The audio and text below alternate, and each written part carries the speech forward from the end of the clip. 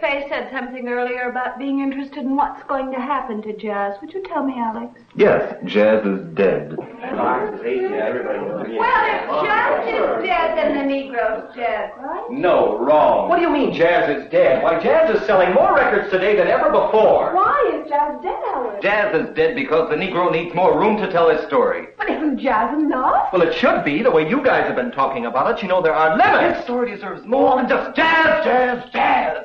Jazz, for all its power, beauty, and world dominance, is too limiting. It's a genteel slavery.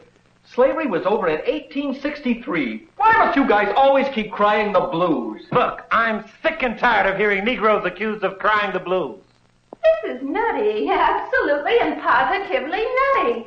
I've given in to you on those other points, Alex, but not on this one. Why not? Oh, come on. Let's cool down, okay? Now, if the Negro won't need jazz, who will need it?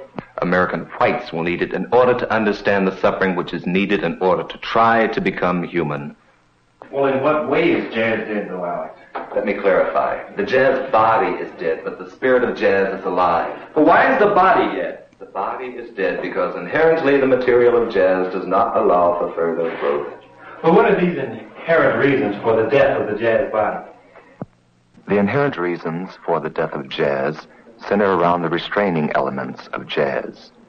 The restraining elements of jazz are the form and the changes.